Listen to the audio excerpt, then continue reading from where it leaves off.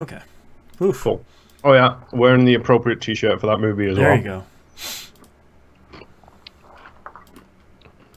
I actually wore a DeLorean t-shirt when I went to see Ready Player One. I wore it on the show, but I think I had my hoodies up because it was too cold. Yeah. Which, yeah, it snowed here like on April 21st. It was still snowing. Of course. I mean, what the fuck? Okay, we're live on Twitch. Let's check it out on YouTube. There we go, we're live on YouTube.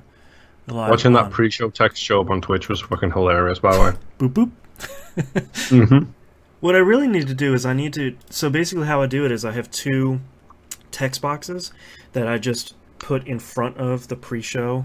And you just click the visible or not visible eye thing? No, I actually move them up or down in the list. What I really need to do is I just need to take that album art and put that text over it so I can just flip the pictures, but that sounds like work and I already have something that works, so screw it. Yeah. You've got something that takes 2 seconds at the start of the show. So that probably sounds like maybe about 10 minutes worth to get that text in front of it. Yep. So 10 minutes, 2 seconds. Yeah. Hold on a minute. Let me just use my spangly new phone here. I'm going to do some math. Hey, now that you have a new phone, you can play Marvel Strike Force. I could. I shouldn't, but I could. Let's see if this phone comes with a calculator. Just yell into it, phone calculator. I probably could now. I couldn't do that with my old phone. I should probably promote this on Facebook, since I don't do that. Whoop, whoop, whoop. That's not the button I want to push. I believe my math is probably wrong on this because my brain is not really functioning right now. If you're an extra out and out cast person, you know why. But I think it would be 300 episodes of you doing the boop boop before the 10 minutes made the difference. I like that you're doing like membership math. When we buy a membership and we go 10 times, it pays for itself. You go once and you're like, yeah, we should probably go, but whatever. It's like the people who've got those lifetime passes to Disney World, where it's like $3 grand a year or whatever. Yeah. Go as many times you want. It's like, we've only got to go twice. It's like, Jesus. We didn't even go the once. Yogurt. I also have carrot cake as well, which is over there. Carrot cake. It's really nice carrot cake as well. I will give Wegmans a lot of crap, which is essentially, I don't know if Wegmans exists anywhere except for New York. I think it's local. But they're basically like an upbrand, upscale Walmart. But their shit is fresh, their food is delicious. Like, in general, it's a really nice quality place. And it was my colleague's birthday on Friday. And she doesn't like chocolate and she doesn't like vanilla. So we got a carrot cake. But they don't do the sheet carrot cakes, they only do little mini ones. Oh, yeah. So she ended up getting 2 mini carrot cakes. And she was like, do you want this, Paul? And I'm like, fuck yes, I want this, it's cake. Hell yeah. I also have to laugh because when you pointed at, when you said like, oh, my coworker, you pointed in the direction of Luis, and I want to clarify that Moon works in like a real office with real people. Yes, I was pointing towards the carrot cake. There it is. Luis is into that. Yes.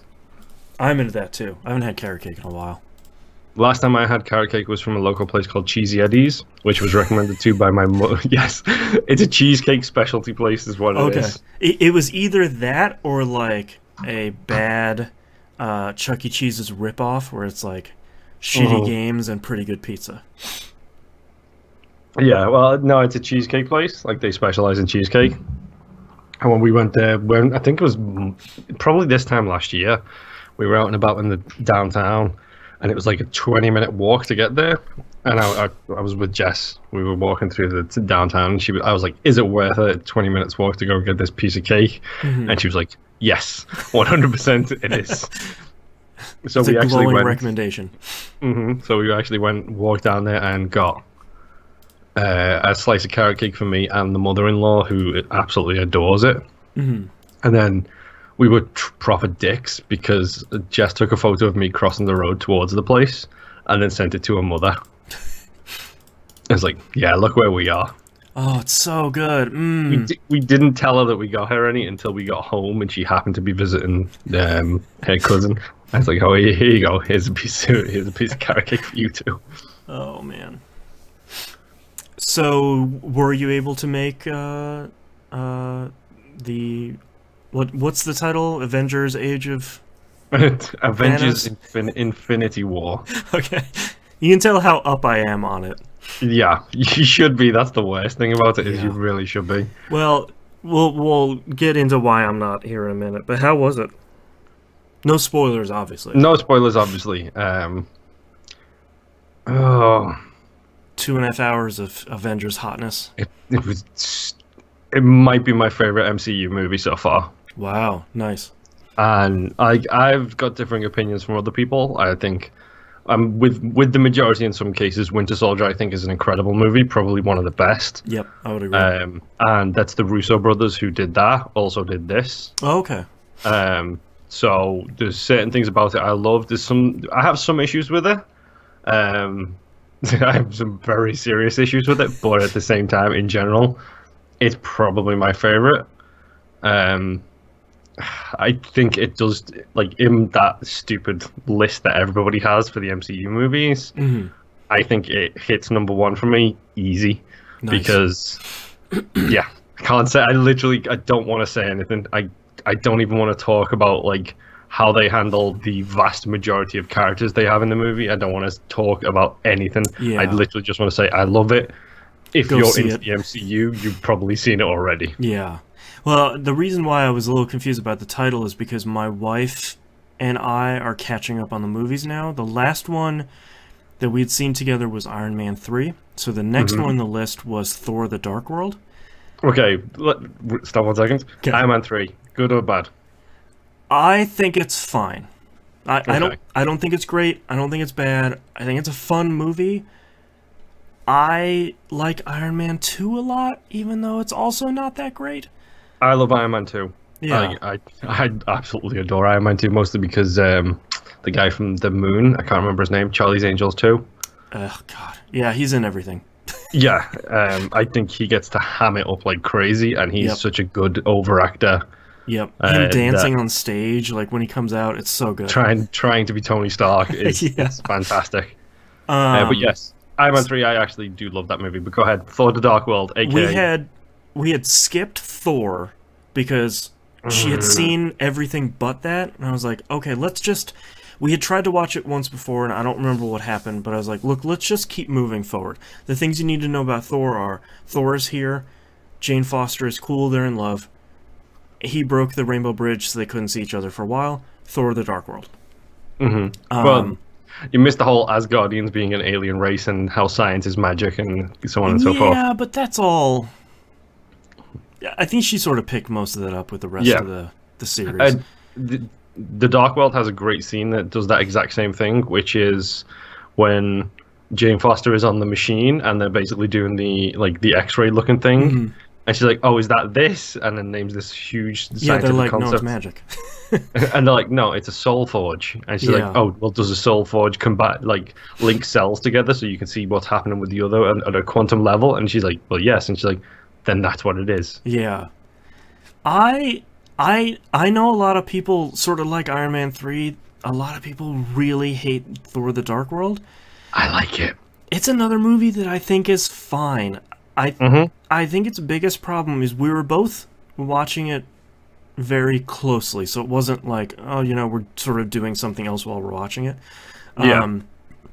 It's a confusing movie. There's so much stuff that happens in that movie where it's like, light elves, dark elves, aether, multiple worlds. And it's just like, wait, what? Like, I didn't... Huh? That's also like the first real... Like, they talk about it a little bit in Thor 1, but that's when you really get to see the whole 9 realms thing. Yeah. And it's just like, yeah, these are all the different worlds. This is what's going on. Now is not the time for a bath, young lady. Slurp. But, like, it makes it even worse when... they're fighting at the end of the movie and they're like falling from realm to realm. It's just like, oh my god, I don't even know where they are anymore. What's happening? Yeah. But like, there's so much good stuff in that movie. Like when Thor breaks Loki out, pretty much the whole rest of the movie, like where he transforms as they're walking out, he like transforms the Steven into Captain Rogers America. Scene, that's so good. It's and like the banter between the two of them as they're flying out in that dark elf ship, like all of that is so good. Yeah. And then about halfway through that breakout scene, you're like, wait, why are we doing this again? Oh, we're trying to save Jane Foster, but also, wait, what? Yeah. So it's a lot of movie, and it's a sort of a long movie. But yeah, I think that probably could have done with. I mean, I don't know if that's just one arc in the Thor comics or something, but that's a lot to try and squish into one. Yep. And the worst thing for me is in Ragnarok, they put 3 story arcs into one movie. Oh wow. They put Contest of Champions, Planet Hulk, and I can't remember what the other one is, but they put 3 arcs into one movie in Ragnarok. But I think Ragnarok handles it a whole lot better than Dark World did. Nice. Like, it's cohesive the way they do it in Ragnarok. And I think the thing with Thor is, like, when he starts, he's essentially a Shakespearean Norse god. Mm-hmm. And then in the second movie, he's interacted with the humans a bit more, so he's shown a bit more of that comedy and a bit more being able to deal with his emotions. And in Ragnarok, it's him kind of becoming a true character. Like, he's not just this Norse god guy, he's actually got a sense of humor in there. Yeah. And it's a really good transition, I think, from one to the second to the third, but so many people give so much crap to the Dark World, and I kind of like it, but also it's got Christopher Eccleston in it. And as much as he hates that role, I love him, so I'm okay with it. Yeah. And I one of the funny things is the middle credits sequence in that one was the Asgardians giving the red Infinity Stone to the Collector. To the Collector. And he says, like, I've got 5 more left. And my wife is like, what is he doing? And I was like, you know what? Honestly, I don't even know, because I've missed like 4 movies leading up to what we're eventually getting to, which is we'll catch up by the time Infinity War comes out on Blu-ray. Yes. But I'm so excited because the next one is Winter Soldier. And it's easily one of my favorites. I'm trying not to do that thing that most people do where they're like, it's the best movie ever, you're not going to hate it. And I go into it and I'm like, that was fine. And they're like, how could you witch? Yes. To be honest, that was actually me and Jess with Doctor Strange, because I went to see Doctor Strange. When did Doctor Strange come out? Was I over here or was I at home? I think I was over here, yes. I think you were over here, yeah. It was 2 years ago, and Jess was in work. I wasn't working at the time because I was still waiting for my authorization. So I ended up going to the movies to see it day of release while Jess was in work. And I came home, I was like, it's amazing. I loved it. It was fantastic. You gotta go now. Then we went and watched it, and she absolutely hated it. Really? I love Doctor Strange. Me too. I can see why people wouldn't like it, because it's almost a story that doesn't matter, but it's so good. It is, but also at the same time, you're looking at the MCU movies and you're dealing with reality. Yeah. Like, not altered reality, but in general, it's very grounded in the here and the now and the human concept of reality. And then Doctor Strange comes in and is like, oh, by the way, there's this whole other thing I teleport going on between twisting worlds. Exactly. Yeah. Yeah, and Tilda Swinton as well. Oh, Tilda Swinton. Tilda Swinton is always great. And I'm excited to watch Ant-Man again, because I watched that when it came out and I liked it. I think my wife will like it because we both like Paul Rudd a lot. Yeah. And that movie's just good. Even if you don't follow the Marvel movies, I feel like that is a good standalone movie. Yeah, that's one of them. I think there's a couple of them that stand alone really well. I think Doctor Strange stands alone really well as well. Yep. That does. Homecoming definitely does. Because I'm excited to see that. Homecoming, you get there's more stuff going on because of the whole Tony Stark involvement in it. Right. But it's a very focused story on Peter and his experience. Right. I'm trying to load up Wikipedia page for this so I can see what movies we have left. Okay, so you said Winter Soldier. So after Winter Soldier, you've already done Iron Man 3. Yep. Let's see. Doctor Strange, Black Panther, Homecoming. Have you done Age of Ultron yet? Age of Ultron comes after. No, Age of Ultron comes after. Oh my Winter God, Soldier. Wikipedia, what is happening? Like, I can only launch a small amount of this page. That's because it's too big. Yeah. Marvel Cinematic Universe. Let me just search for that. This is Marvel Cinematic Universe films. Here we go. That's just what I want. Alright, phase 1 we've already gotten through. Okay, so Wikipedia is just broken. Cool. The problem really is that I'm recording and live streaming and on Skype at the same time. My computer's just like, please God. It's 3 pulls on the bandwidth at the same time. Alright, so phase 2 starts with Iron Man 3. So we've seen Iron Man 3 and Thor. So next up we have Captain America the Winter Soldier, which I'm so excited about. Oh, I Guardians love of that the movie. Galaxy, which we've seen so many times, we're just going to skip it because we know it by heart by this point. Yeah, I might actually go back and rewatch Winter Soldier because that's a really good movie. Oh, I just forgot as well. That means you've also got Civil War. Yeah, I really like Civil War. Age of Ultron and then Ant-Man wrap out phase 2. And then phase 3, Civil War, which I really love. Doctor Strange, and then that's the last one I've seen. So then I still have Guardians 2, Homecoming, Thor Ragnarok, and Black Panther. And Black Panther, yeah. Which I don't think Black Panther's on Blu-ray yet. Which is, to be honest, sucks. It's a mistake because it should have come out on Blu-ray, I think, before Infinity War. But that's still in the theaters, dude. My local theater is still showing Black Panther because they can't stop selling tickets for it. That's crazy. Good for them. It's done so well, and I'm so pleased it's done so good. And what's crazy is in 2 months, Ant-Man and the Wasp comes out, and then early next year, Captain Marvel comes out, which I'm really excited for. Yeah, Ant-Man and the Wasp in 2 months. Captain Marvel, I think it's like March. March 18th, and then the untitled 4th Avengers movie is May 3rd. God, there's so many of them. It's so awesome. And Deadpool 2 comes out in like 19 days. Yeah, that's true. I really kind of want to go see that like day of.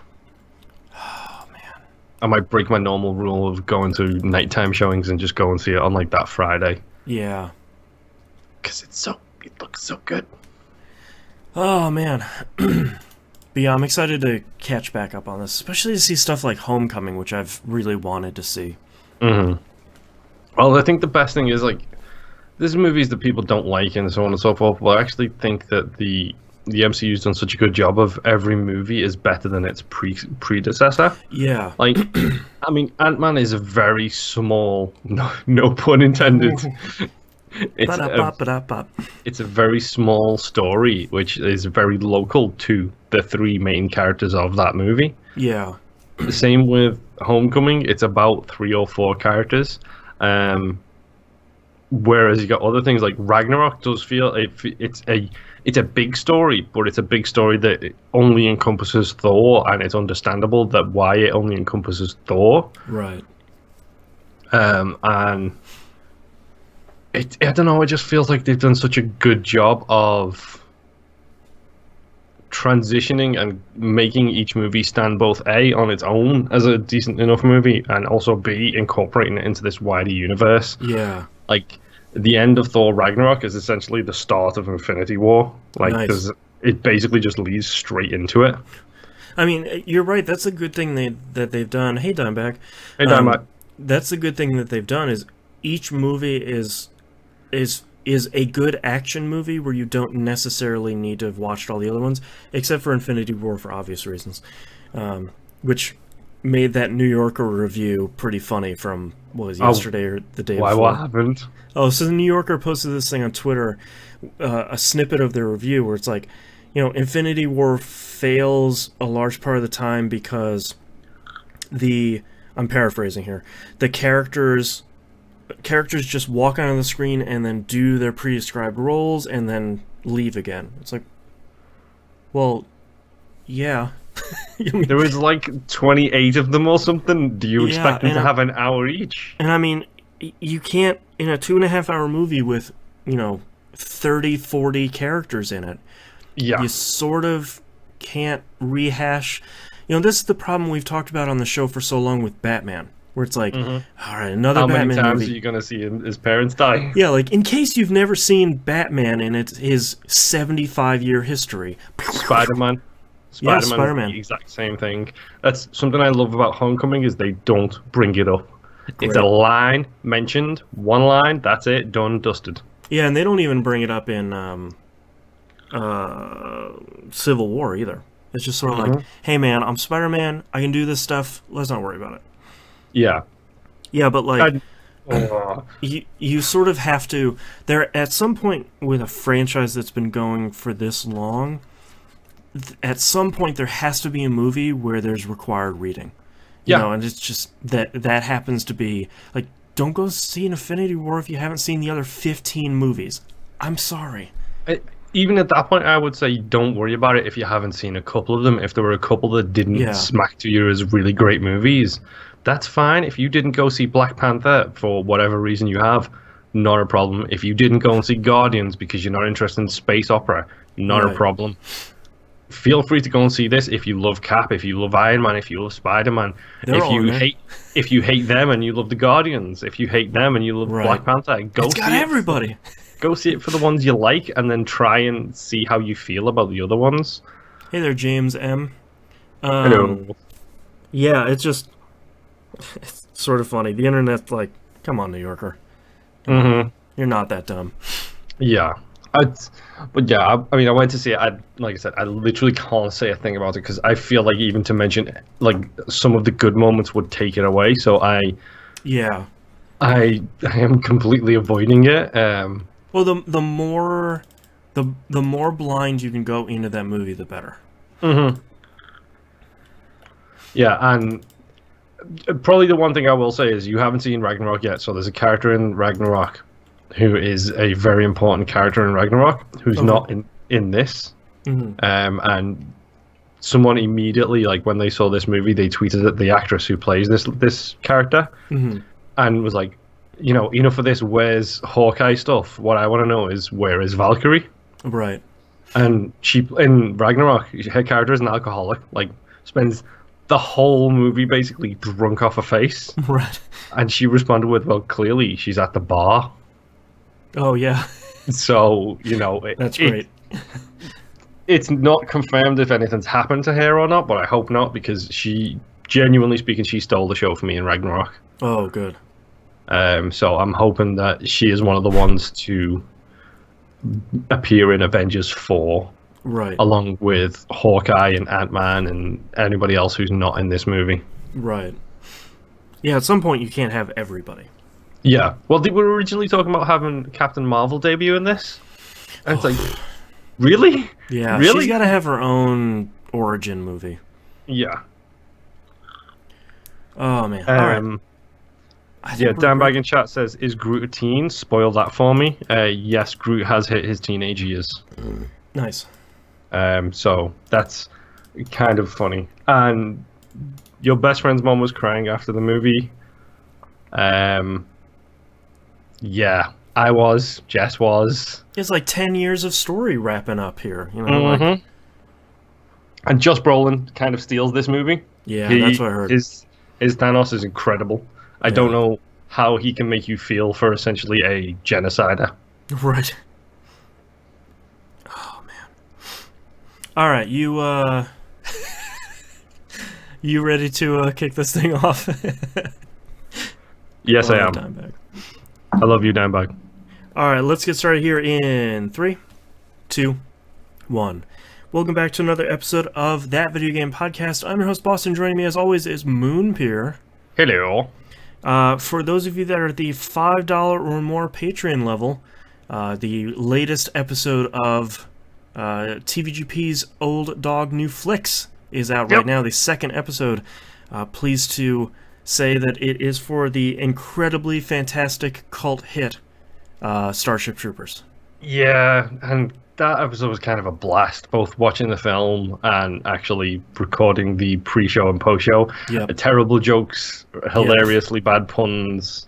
Would you like to know more? Yes, I I'm would. doing my part.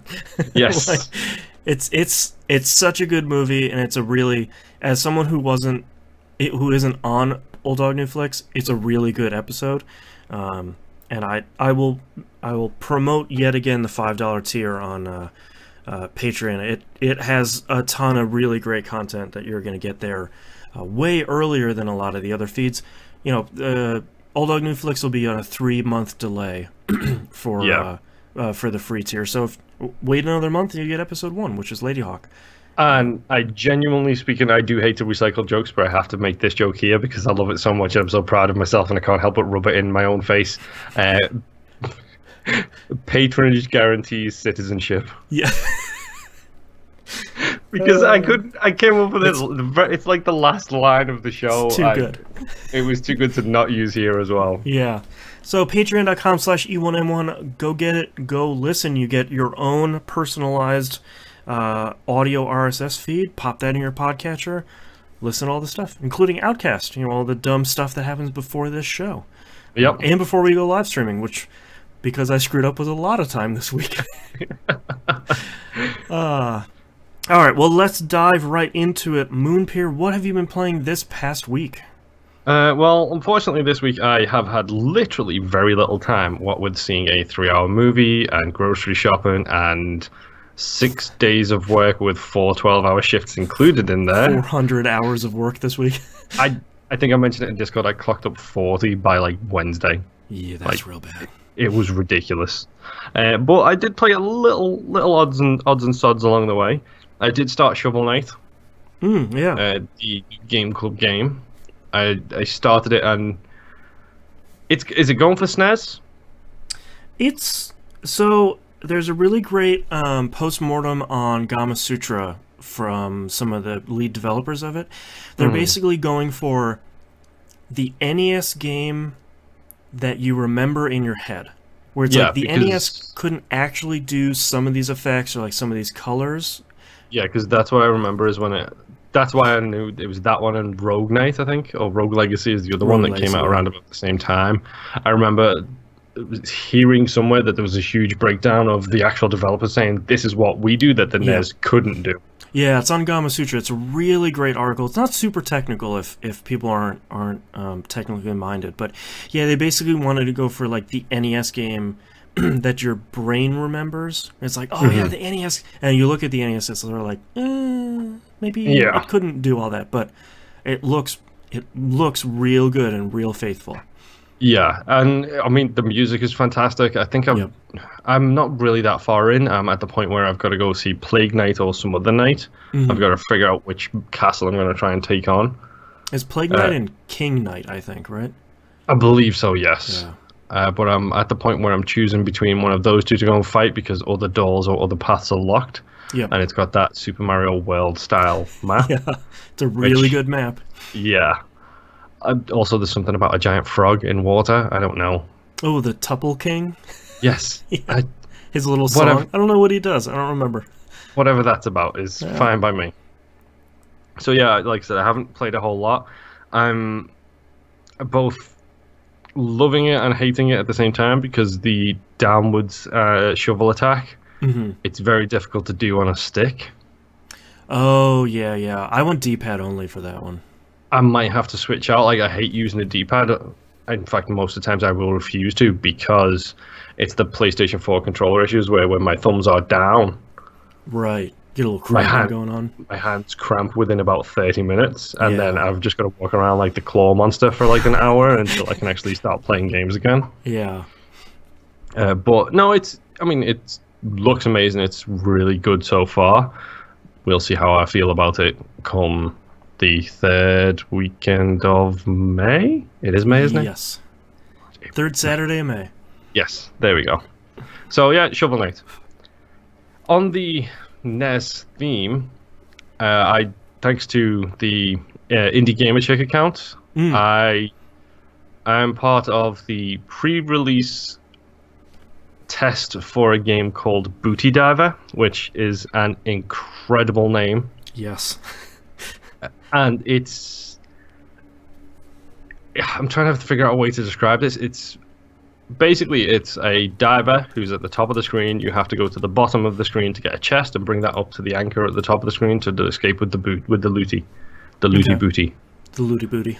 Yes. But in the process of doing so, you've got fish you've got to attack you that can hurt you. It's that very NES style. It's in the bottom left-hand corner. You've just got a number of hearts. You've got a score. You've got a time limit for your oxygen, and you've got probably a life count as well. It's a super simple game. It's literally go down, get the chest, go up. You can fire harpoons and kill things, or you can do a little stabby stab with a knife. The art style is very, very simple, but really crisp and clean. To be honest, I'm watching the trailer right now. It does look simplistic, but kind of in the way that you want it to, where it's like there's no real confusion about what you're doing. It's just like a platformer arcade sort of thing. Yeah, and so far it seems very much an arcade style game, because once you're out of lives, you start the game over again. At least that I've seen. Yeah, it's only $3 on Steam. I fought a giant squid boss. It was kind of cool. Yeah. The music's okay. The sound effects are very, very NES, as in loud and obnoxious. Right. But you can switch all that stuff on and off. Like, to be honest, like, this has been the game that, like I said, I've come home from a 12-hour shift this week, sat down and just loaded it up. I just played a little bit, maybe 20, 30 minutes, just shooting some fish with my harpoons, grabbing my chest, get back to the surface. No real point. I'm not achievement hunting. I'm not doing anything like that. It's not a story I'm interested in. It's just being a game that I can come play it without having to think, without having to tax my already overtired and overworked brain. Right. I can just come home, do it, play it for a little bit and get going. I actually spoke to the devs a little bit on Twitter about it as well, and likened. I don't know if you can see it there, but if you could pull up the artwork for it, like the box art, it is probably one of my favorite box arts I've ever seen. Yeah. Because it's a NES box art, except this is an Xbox Entertainment System on it, because I'm playing the Xbox version, and it's got the whole diagonal slash across it with the game pictures on the top and the information on the bottom. Right. It's really well done, and I think it gets a bunch of rep from me just for having a really well designed box art. Yeah. Like I said, I mean, it's one of those games where if you're into that kind of game, that old school NES, arcadey style of game, it might be the game for you. If you're into something deeper and you're not looking for like a quick hit, then that's fine. You don't have to play it. You don't have to buy it. I'm actually having a pretty good time, and yes, for the record, I did get a code for it. But it's been, I think it hit at the perfect time for me, as I don't have to think, because I don't want to come home from a 12-hour shift and do an Isaac run. Right. Like, it's not, Isaac is not that kind of game, Just want to do some booty diving. Exactly. Yeah, booty diver. I'm interested to see how much further they go with it, see what else is in the game when it actually gets a release on the Xbox. Because obviously I've got the Xbox version, not the Steam version, so I don't know if the tests I'm getting from them is basically just a bug feedback test to see if there's any issues with the Xbox version so far. Right. But the game's fun. Very small doses, very quick, jump in, jump out, done and dusted. And so one of the positives about being a digital game is you can just go boop and you're playing it. Yeah. Let's see. Played PUBG. My wife she's not taking a break from, but she doesn't want to burn herself out on Dead by Daylight. That makes sense. Because she put, I think, about 80 hours into that game over the course of like 2 weeks. Oh, wow. Yeah. So she took a bit of a break from that, and then me, Charlie, Kat, and Jess all ended up playing PUBG, and literally just goofing off, like not taking it seriously, not trying to win, not trying to do anything in particular. No SEAL Team 6.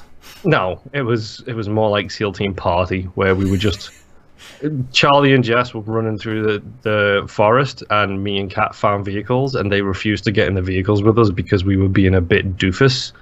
So we just started doing a Mad Max, driving around them in circles, beeping our horns, trying to get everybody's attention to make sure that, they were killed, even though we're on the same squad.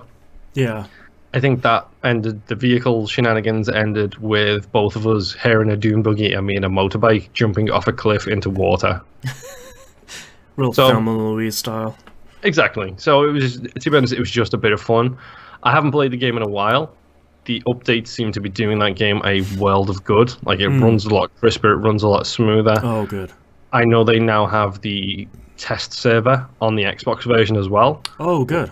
Which is where if you own the game, you can download the test server version, load that up instead, and that's got like it's got the new map on it, which will be coming to the main game at some point. Right. But they're treating it very much the way they treated the PC release, where it's test server for stuff going into the game. Keep in mind, nothing there is permanent. It will come over to the main game eventually. I did do. The other thing I did do was excuse me. I did a little bit of Lego Marvel Avengers because having gone to see a Marvel movie, I felt that itch. I want more. Well, I mean, we came home from Infinity War and we immediately watched Doctor Strange. Right. Because Jess wanted to give Doctor Strange another chance because, as we were discussing pre-show, she hated the movie originally. So we talked a lot about Marvel in the pre-show, so go we did watch that. So we watched Doctor Strange, and then she went to bed, and I watched Thor Ragnarok. And then I started playing Lego Marvel Avengers because I have it, and I'm at 78.9% now in a Lego game, which tells you I'm getting real close to the end of it. Yeah. So again, I'm probably not going to get the one you've got, if I'm completely honest, because from everything you've said, it's an avoid. Honestly, I think if you want to blow through maybe the main story of that and just kind of call it done at that point, it's fine. But I'd say under $30 is probably where you're looking for the sweet spot there. You spend, 10, 15 hours going through those missions, and then you kind of call it a day. Yeah, but you look who you're talking to. I know. I was really worried by the time I got to the end of that. I was like, I didn't super enjoy that, and I don't know if I feel like going for 100%. And then I looked at all the games in my pile that I hadn't played, and I was like, I should play something else. Yeah, I'm probably definitely not going to go that route. I do have the Lego Star Wars game, the one that came out with Force Awakens. Yes, that one's pretty good. I got 100% in that, and that was good. Yeah, a lot of content in there that was not the Force Awakens, though. Yeah, from what I understand, correct me if I'm wrong, it does redo the original 6 again, doesn't it? No, it sort of starts at the end of, oh god, Star Wars Episode 6. The name that I always forget. It's not Last Jedi. That one just came out. The Return of the Jedi? Yes, thank you. Oh my god. It's my least favorite movie out of all of them, so I never remember the title. Okay, I can get that. Yeah. How is Episode 1 not your least favorite movie of them all? I don't know. Episode 1 is fine. I think history has fairly derided those movies, but it does have those speeder chases, like the pod races, which are really cool looking. They really are kind of good. That's about it.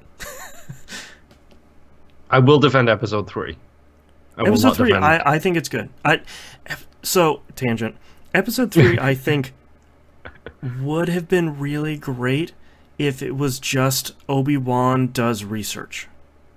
Yeah, for, the like, whole previous thing. Yeah. Instead of that whole go to that planet, get the whole... Yeah, I know what you're talking about. People, not the younglings. Not the younglings is better than I don't like sand. Yeah. It's really good. So anyway, don't go play Lego Marvel Superheroes 2. Is the real the lesson to be taken away from this. But the Force Awakens I thought was pretty good. I like Star Wars a lot, so it has a lot of that, like the Lego Marvel Superheroes 1 did, where when you open up, you finish all the main stories and you're just going through and collecting all the side missions and stuff. A lot of that stuff is really fun, and it's really referential to, the first 7 Star Wars movies, and I dig that a lot. I'm a sucker for that stuff. I'm the same though, to be honest. So I'll probably enjoy that a lot.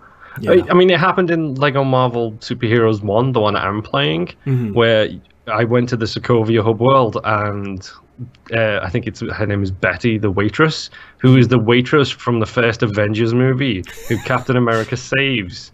And then you see her on the news later being like, he just came in and he had a shield and he was so good and so helpful. Yeah. She's in Sokovia in Lego format, opening a new coffee shop. That's good. That's really based on the New York franchise. That's like the deepest of deep cuts. Yeah, it's so dumb. Like, that's one of the reasons I love the Lego games. It's stuff like that. And then I just love the achievements. Like, they're all good. The amount of thought they put into those achievements is actually hilarious. Yeah. Oh, but yes, anyway. My final game this week is pretty much Far Cry 5. I hit a wall with this game, to be completely honest.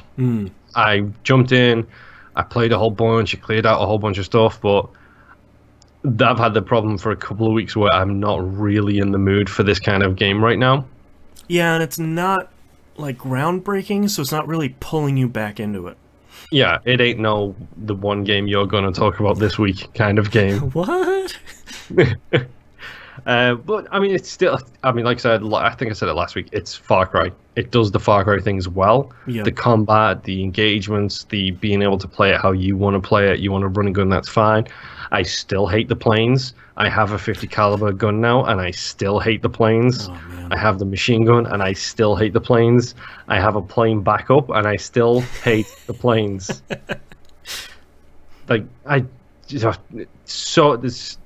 the worst thing about this game is there are things which should be minor irritations turn into huge irritations because they just keep repeating that irritation. Yeah. And it's like a scab. It's like a scab on your arm or something. It's like, oh, it's a scab. Pick, bye-bye, scab. Yeah. And it's, oh, I've got another scab. Pick, bye, scab.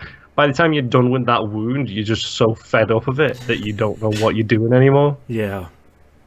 But yeah, it's Far Cry. It's fun. It has those dumb moments. I did see my bear get catapulted into the sky by a glitch involving the back of a truck opening and closing. So it has the requisite open world jank, shall we say? That's good to hear. It's fun. I'm hoping that. Well, I know this week is going to be another hell week for me. So hopefully the week after, I can hopefully get a bit more into it, rather than just be jumping in for 10 minutes and be like, no, I'm pretty much done with this. Yeah. So, fingers crossed Far Cry 5 will take me places happier. But as of right now, it's kind of not. But anyway, yes, that's all I've been playing. I didn't play a whole lot because I've been busy. Busted, tell me about your one. My one game, Marvel Strike Force. Ooh. What's the update like? The big update they did recently is a Thanos raid. So basically, the thing that I actually like that the game does, it's gonna sort of be a negative and a positive, is like most gacha games I play, you know, you have your banner of, here are the 5 characters available during this banner, and then you use something to pull off that banner and you get a unit. Just for clarification's sake here, because I've heard you talk about banners on this and on Up a lot, is that essentially like the vaults in MPQ, where it's like, this is an event-specific vault? Yes. Yeah. So those vaults are banners. Basically, I guess I do talk about it a lot. The definition of banner is basically like a limited time collection of characters that you then pull off of. So MPQ has the same thing, where it's, you know, you have like a Infinity War banner, and it has, you know, all those covers you can get, and you're using tokens to pull off that banner. Yeah. What Strike Force does instead of doing that is you're collecting character shards, and once you get enough of them, you can then recruit that character. So it's like, I just recruited. Oh, Galaxy of Heroes did that as well. Yeah, it's the exact same system. Yeah, where you could, especially in Galaxy of Heroes, you could repeat the same story mission, and it would have a percentage drop chance for those shards for that character. So if you wanted to focus on that character, you could just grind that mission until you got that character. Yeah, and I think I'm just starting to unlock missions to do that now, because they made the game significantly harder, like I talked about last week. So So like today I unlocked Jessica Jones because I got 50 Jessica Jones shards, and I'm sure like they did in Galaxy Heroes, when you collect another 50 shards, you can then level up their rarity, which then levels up their power and all that stuff. Right now is the Thanos raid, obviously. Why would they do that? Every Marvel thing has Thanos in it right now. Yeah, I'm not gonna lie, I'm enjoying the like 9 tokens I've got in MPQ for the release of that. Just logging in. Yeah. But our alliance is just 3 members. Myself, Jai495, and Senior... I'll look it up. I wanted to give him or her a shout out. Senior Monkey. That's what I just remembered it as I was opening up Discord. Monkey Senior. Sorry. Had that backwards. The 3 of us make up our alliance. And basically, the more energy you spend in the game, just doing missions and stuff, the more raid tokens you accrue. And then use those raid tokens to start a raid that then all of the alliance members then get to join into and clear nodes and do that stuff. And the better you do in the raid, the more shards you get, and the faster you can unlock Thanos, and you can sort of see the cycle here. What's this one? Is it? Sorry, there's so many Marvel games. Is this Marvel Strike Force? Yes. Okay. Download it. Join the alliance. Boop. You see Moon downloading it live. Once you hit level 25 in the game, which should take you just a couple of days, you can join the alliance. Oh, but Galaxy of Heroes is advertised right next to it. Should I restart my 5-year progress on Galaxy of Heroes? I think you're fine. But so far, I've been playing this for, I think, 3 weeks. I'm level 43, something like that. So far, I can see the grind starting to settle in, which is fine. Thankfully, so far, I still don't see the grabby, greedy hands coming out, where it's like money, money. None of that is coming out. I think if you're impatient, I think paying for character shards or paying to unlock characters probably seems like a pretty good deal. I don't make money, so I don't have that luxury. So time is on my side, and money is not. So far it's still good. I'm in the game a couple of times a day. Doing some of the PvP stuff. There's like 2 different types of PvP, both of which are really good. I'm just having fun kind of popping in there for half an hour, maybe twice a day, when I wake up, when I go to bed, kind of do some missions, and I'm having a good time. Yeah. I'm also enjoying the pure chaos that is general chat. That shows up at the bottom of the screen. WWE games all do this, where they've just got like a public chat when you're at the main menu. It's on everything. It's hilarious. It's so wild. So it's great because there's an alliance chat, which is pretty quiet because we don't need to like strategize or anything like that. We have the Discord channel for that. Yeah, there's a really great general channel that's just people. Right now, it's people trolling each other with fake Infinity War spoilers, and then someone will get upset at it, and then it sort of devolves from there, and it's really great. While you're just sort of grinding missions, it's watching toddlers slap fight with each other, and it's really entertaining. And then watch people try and get around the very aggressive profanity filter, which is... That's always my favorite one, is when a game's got a really good one of them. My favorite one of that is there's someone in Galaxy of Heroes, that game has a harsh profanity filter, and it actually blocks out one of the characters' names. That's so good. I wish I could remember who it was, because it's a stupid Star Wars name. Right. And it literally, you can't say their name in the chat because it just comes up with a bunch of stars. The great thing about Strike Force is if you say a phrase that's wrong, it will blank out your entire thing you've just posted. So it's just someone is posting just a string of asterisks. It's like, well, that's pretty great. So yeah, Marvel Strike Force, I'm having fun. It's probably not the best mobile game I've ever played. I favor Marvel Puzzle Quest more than this, and not just because of the time investment. I think Marvel Puzzle Quest's strength is its focus. It's a much smaller game, but everything it does really, really well. And Strike Force is good, but it's a very big game. Yeah.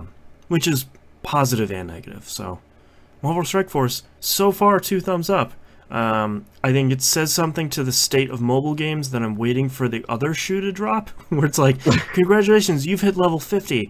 It costs you $500 to keep playing. You know, it's really gone up to me. You probably could have stopped. You could have taken the word mobile out of that sentence then. That's fair. The state of games, period. Yep. Oh, man. And the best thing is now everybody's just going to think that literally that's the only game you have to talk about because you just talked about it. I know, and I was just trolling you because I played a lot more God of War. Oh, my God. Yeah, this seems to have overtaken your life and pretty much everybody else's life. Like, I'm seeing people in the MPQ Discord channel on our Discord talking about how they are literally only doing the dailies right now because God of War is stealing their life. Yeah, Mackie was saying he missed a daily because of God of War.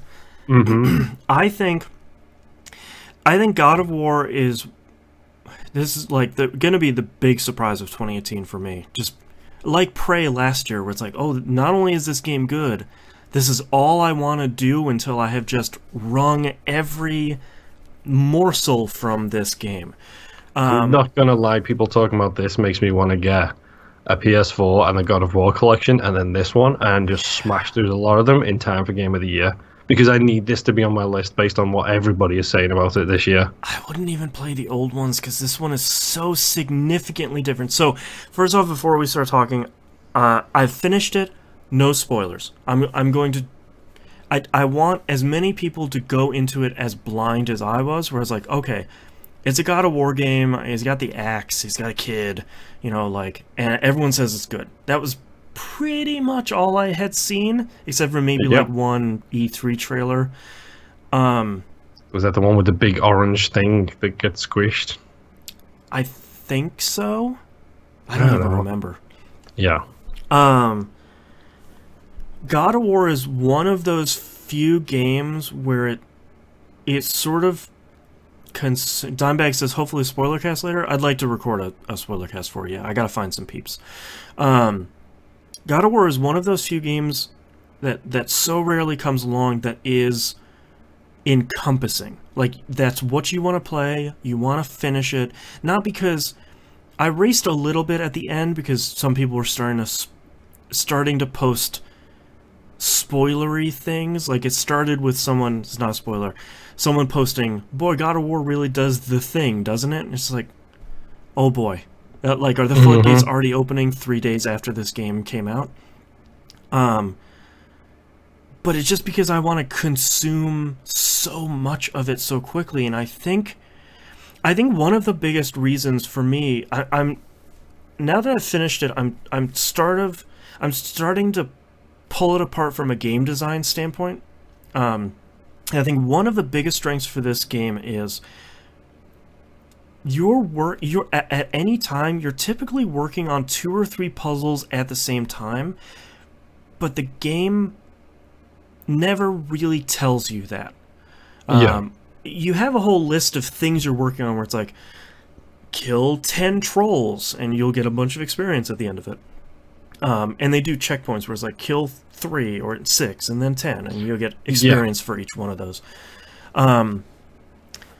But what's so great is whether you're doing the story missions or whether you're just exploring the area, whenever you land somewhere, there's sort of like, let's say in the Isles of Nine, where that big hub area. Let's say you land at a new island. Typically, there's like 4 or 5 things to do on that island. And there's one obvious thing you want to do where it's like, all right, I'm going to open up one of those non-rare chests, which has like 3 runes on it, and you have to sort of scavenge the area and break a bunch of runes. Those are going to have a health upgrade or a rage upgrade or a really great talisman or like a handle for my axe. But along the same time, to get to that puzzle, you're typically solving another one so you can find all the runes.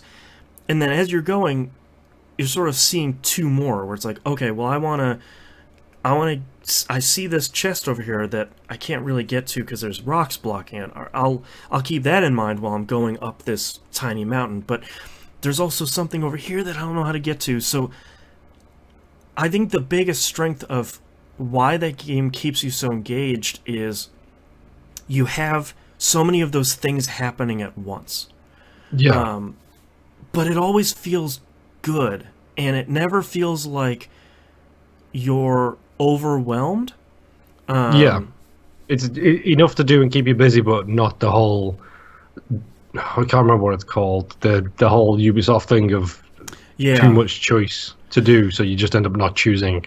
Yeah, and God of War handles that really well because there are 2 completion lists in the game. So basically, the one completion list, I think it's on the left, is basically how much have you done to complete the whole area that you're in.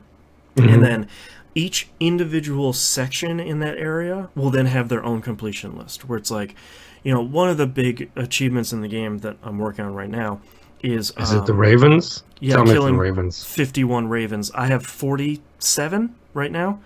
And each area says, all right, you've killed Odin's ravens 1 of 4. And then all the other stuff, you know, hidden sectors and the teleporting chests gates in the area, that kind of stuff. Yeah, the 2 types of chests in the area, all that sort of stuff. Realm tears, which are really, really great. They're basically these holes in the world that some of them you just sort of put your fist through and you pull an item out of.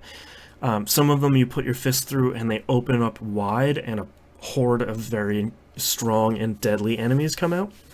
That's kind of cool. Yeah, and there are 18 of them in the game, I think. Or at the very least 18 sort of primary ones. And I think that's what kept and keeps me moving through this game, and the reason why I haven't put it down is because everything in the game feels rewarding. Like every chest you open has at least something in it of value. And it's not like you open this chest and you got like a bag of dirt. Yay! Sorry, you just reminded me of the whole Fable 2 dogs digging the reward you can more often than not get from there. Oh yeah, where it's just like literal junk. It's like, well, yeah, or a condom. Oh, that's right. Where it's like, oh, this is... Thanks, guys. Buried underground. One of the things I do like that God of War does, you pick up these artifacts, and you collect sets of artifacts. One of the things I like when you go to the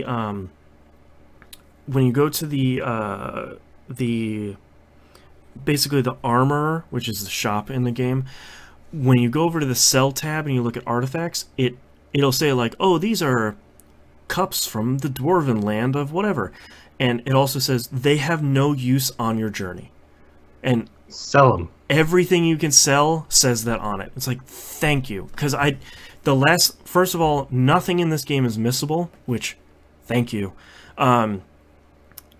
And I really love when games do that, because I never want to say like, oh, you forgot the cluster of rocks that you picked up in the first 10 minutes. If you bring it to the mountain in this section, 40 hours later, you could have gotten the best weapon. None of that. Yeah. Which is... Well, you don't have to dodge lightning 200 times to get the best weapon. No. The best set of armor is interesting, though. There's this semi-randomly generated dungeon that you can only spend so much time in, and you're basically collecting currency from chests in the dungeon before you eventually die, and you can craft this auto regen armor way, way, way late in the game that you get from elements inside that dungeon, which was pretty cool. Right before we came up here to do the show, I finished. There are 8 optional bosses that are all incredibly difficult, but they give you really great rewards and a trophy at the end. Right before I came up here, I beat the 9th optional boss, which is basically beat all the 8 ones and then go to this place and open a realm tear, and the battle starts with the boss jumping out of there and slamming you into the ground, which... Always a good start. Yeah. That was incredibly... Each one of those optional bosses probably took me about 3 or 4 tries to get the patterns down and sort of do it relatively flawlessly. Yeah. That one took me probably about 20 tries this morning. Some of them were, okay, I got massacred. My kid brings me back with a resurrection stone, and I immediately get massacred. That took me probably about 30 seconds. So, thankfully, finished that, and that subquest is over. I really would love to talk about the story, but I don't want to talk about anything because I don't want to spoil any of it accidentally. Yeah. That's why I stopped posting pictures on Twitter. At some point in the story, posting screenshots would be a spoiler because some of the visuals are different. Yeah. And I really don't want to spoil some of the game's surprises, because some of them were genuinely surprising, where it's like, oh my god, am I going to go do the thing? Like, Yeah. Is the game going to have me do this? It would be the equivalent of beating Red Dead Redemption and then having that credit sequence and then posting a screenshot after that credit sequence. Right. Which, for anybody who's beaten Red Dead Redemption, knows exactly what I'm talking about there. Yeah. I was really happy. Dimebag in chat says the first boss battle was the best so far. I think the last boss battle probably managed to top it, which is pretty incredible. Isn't that so far that seems to be the thing that I've heard that makes me think of the old God of War games the most? It starts incredible, it ends incredible, and there's a journey in between. Yeah, what's so good though is I feel like, unlike God of War, the previous God of War games, where it sort of started really strong and then often even the end boss battle wasn't as good as the very first one. Mm-hmm. I feel like the first boss was great, and then they don't make the mistake that previous games did, where it's like you have 15 more bosses. Each one, I won't say how many because I don't remember, but each one you fight gets bigger and better, and then the very last boss battle is like the biggest and the best that it has to offer. All of those were great. I really liked the story. I feel like it ended on probably the strongest note it could have. And it's been a while where I haven't been disappointed in a game's story really at any point. I feel like it was the same strong game and the same strong story the entire way. And I've been having a hard time trying to figure out how to talk about this, because I think what I've boiled it down to is that God of War is evolutionary, not revolutionary. It's not like the first time you picked up the first God of War and you're like, this is a whole new genre. Like, character action games were there before, but never to like the grandeur that God of War had done. And I feel like this new God of War takes so many elements from so many games, but manages to sort of smush them all together and do a better, the pieces of the whole thing, where the resulting thing, I don't like calling anything perfect. Certainly I don't think there is a perfect game out there. God of War, in my opinion, doesn't have anything wrong with it. I cannot find a thing that God of War does wrong, or even slightly less than great. And yeah. I sort of can't think of a game in a long time that has done that. I know for a lot of people, Breath of the Wild was that game for them last year. Never hit the high notes for me that it did for seemingly every other podcast and publication. But I was talking to T-Bomb Rocks and I from the community. We're talking a lot on direct messages on Discord, because we were basically at the same point throughout the game at the same time. So a lot of it was like, oh my god, what just happened? Oh, are they doing... what's going on? And I think he said it best, that this is really the new high watermark for character action games. Like, yeah, if you're gonna make another one of these, you really need to make it incredible, and every facet of it needs to be at the top of its game. And it's crazy to me that a team of people can make a game that's this great. Like, Prey last year was a genuine surprise, and I think Prey is an incredible, excellent, amazing game. For me personally, it's a 10 out of 10, but it's not perfect. It's not. Yeah, but it's not really like flawed gem status like Alpha Protocol, where it's like, yeah, it's good, but here's all the things that kind of suck. I feel like if you like games, you need to play God of War. Like, it's one of those tentpole games that I think is going to be talked about for a long time, like a Final Fantasy VII. You know, where it takes the genre and it just takes that next huge step and says, okay, well, here's what these games are now. You gotta catch up. It's the Uncharted to Tomb Raider. Yeah, exactly. Right? Like, you mentioned Revolution and Evolution. Like, Tomb Raider 1 was the Revolution, and then Uncharted was the evolution of that kind of thing. And now you get a bunch of people saying Tomb Raider was the evolution again. Yeah. Yeah, I think even if I didn't like this game, I would probably be going for the Platinum anyway, because it's not difficulty dependent. I played the whole game on normal, and it was a really good challenge.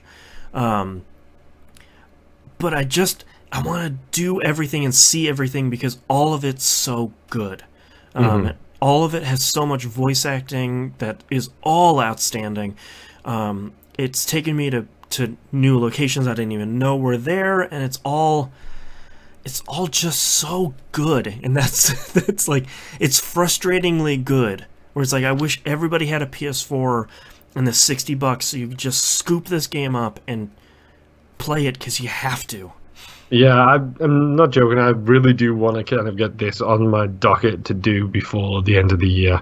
And it's only April, but the business I work for is busiest during the summer, so it's going to be a bit hit and miss for me. But yeah, this is like, hearing people talk about this, it's just like, yeah, I probably should get a PS4 at some point real soon, because kind of, I don't want to go into next year and be like, so I played God of War.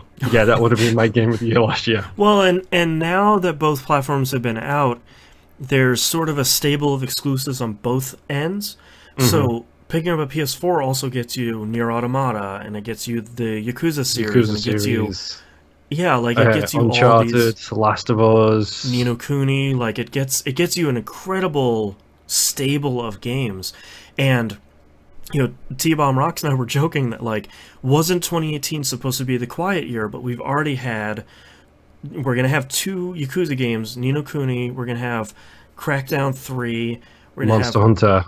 Monster Hunter, the new Tomb Raider game, which looks incredible. Like, 2018 is already firing on all cylinders already, and we're just touching May, so we're in trouble again.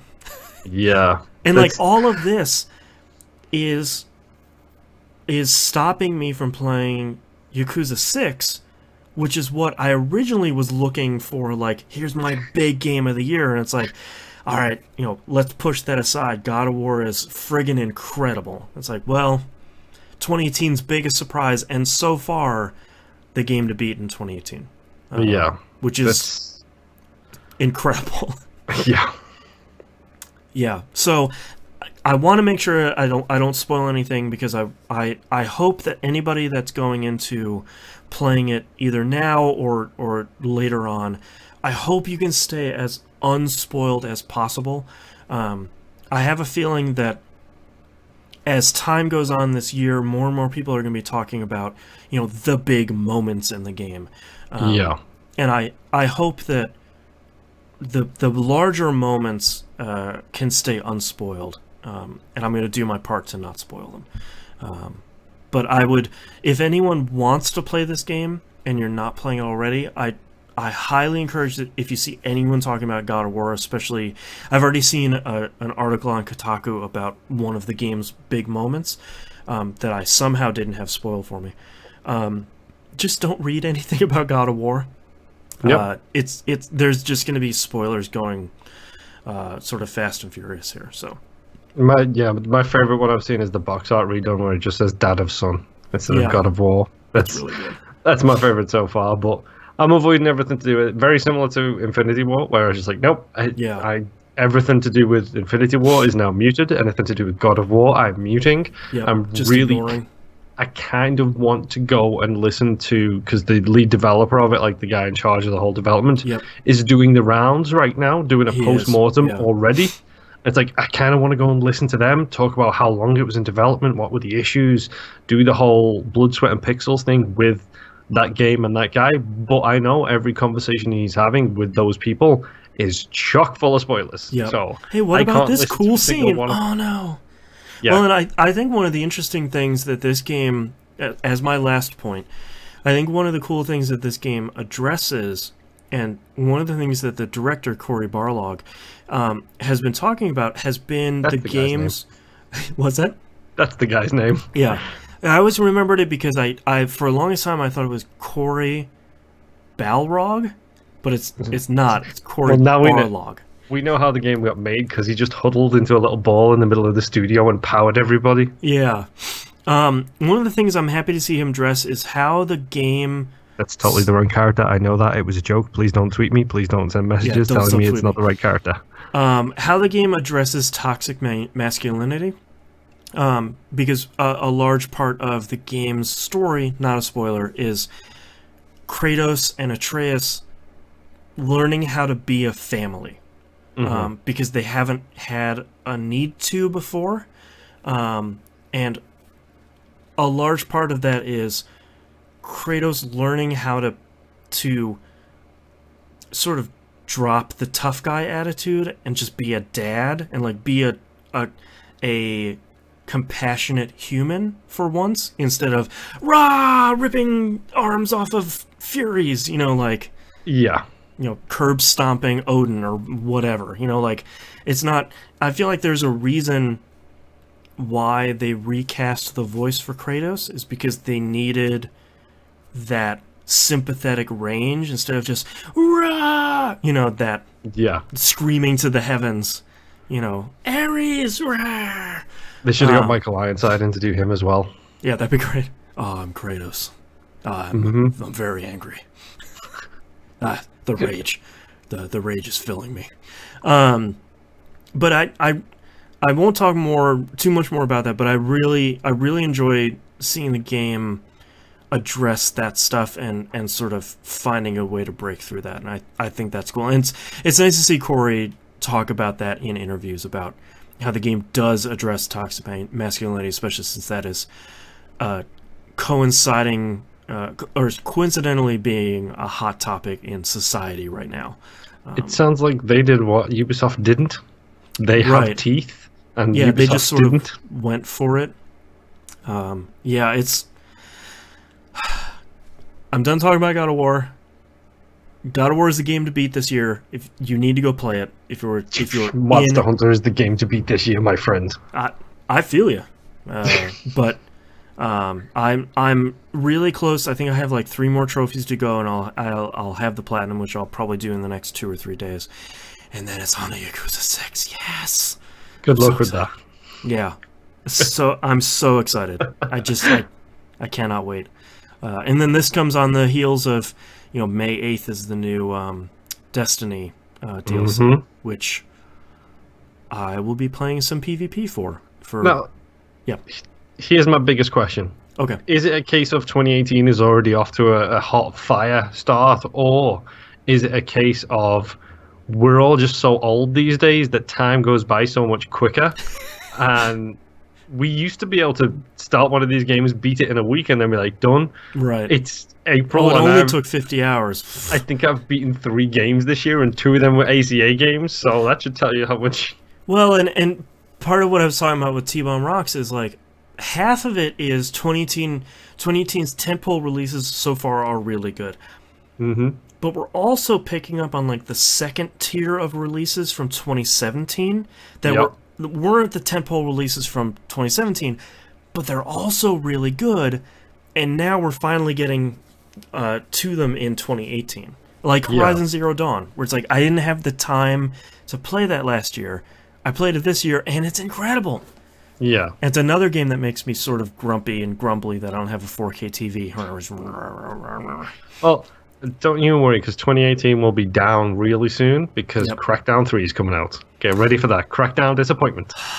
We were talking about that too, where it's like, I don't want Crackdown 3 to be bad, but it's going to be. I'm concerned that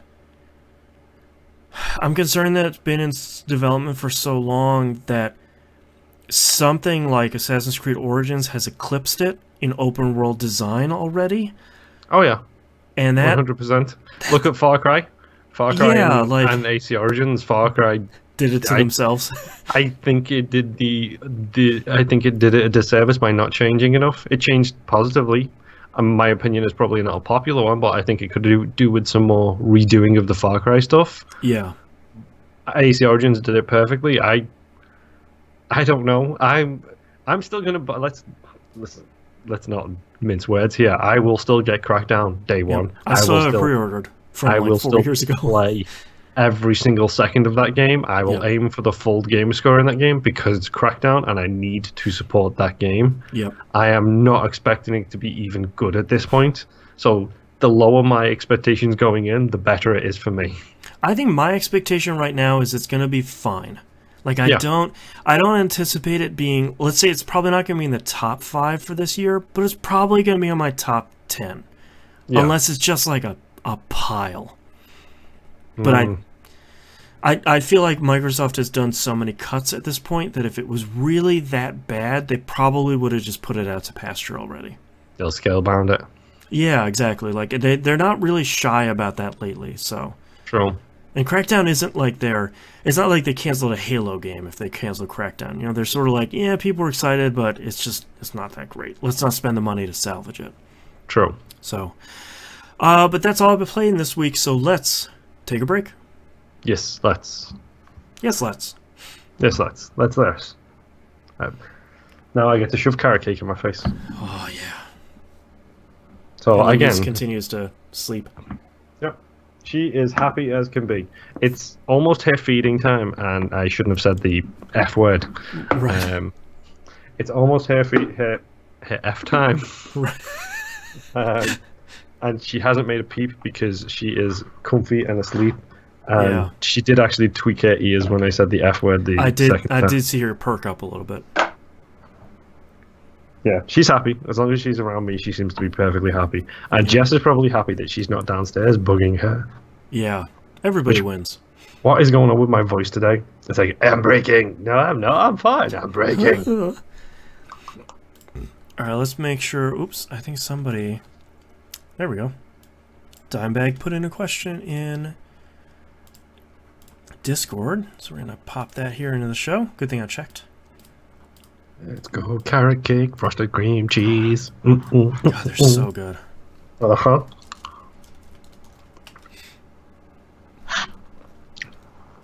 Don't get me wrong. If you don't like carrot cake, I can understand why. It's a different texture to cake. Yeah, it's a little weird. It's has a lot of carrot cake spice in it. You know, it's a very distinct. It's very fibery as well. Yeah. Compared to the sponginess of normal cakes. Oh, you don't like carrot cake, Dimebag? What a shame. All the more for me. See? Delicious carrot cake. Nom, nom, nom. While Moon is eating, let's look at news stories here, see if anything snuck in here. Probably. No, I don't care about that. I don't care about that. Oh no. I almost got carrot. There's a sort of like a hippy dippy grocery chain around here that Is it called Walmart? No, it's called Jimbo's. There's like 7 of them around. It's all like they have like an essential oils aisle, if that gives you any idea of how Southern California hippie it is. But they do make a really good gluten-free carrot cake. So like every time I go there, I'm like, yeah, I need at least 1 slice of that. I just want to, like, I'll be honest, which is a fun fact for all you Americans who drive. You don't know how long it takes to do stuff when you don't drive. Yeah. Like a factor of 5. Mm-hmm. We went to see Infinity War, and then we went grocery shopping. Mm-hmm. The movie started at 12. We didn't get home till like 6 p.m. Yeah. And that's literally just grocery shopping and watching a movie. Granted, the movie was like 2 hours and 45 minutes. Dimebag asked me if I've been to the donut bar I've been trying to go. I have not heard about this. Let's look this up. Doughbardonuts.com, it looks like. Is the thing? Is this near me? Yeah, in San Diego. Oh, downtown. Okay. Let's look at what this place is. They were on Shark Tank, apparently. Sounds good. There's a big buff guy. Oh, wait, I think I can buy their stuff at the grocery store. I feel like I've had this stuff before. Donuts. I'm just going to click on the button that says donuts. That's the best way to be. It's like when you go to like Domino's or Pizza Hut's website, you don't click on dessert, you click on pizza. Yeah. Donuts are baked, not fried. Ooh. Hello. Whoa. Hold on. Is there anything local to me? No, but it looks like you can buy them online. Let's see how much they are. Donuts all. Those are like a bunch of donut popsicles. 4-pack Nutella with Kit Kat crumbles. Okay, let's look at that.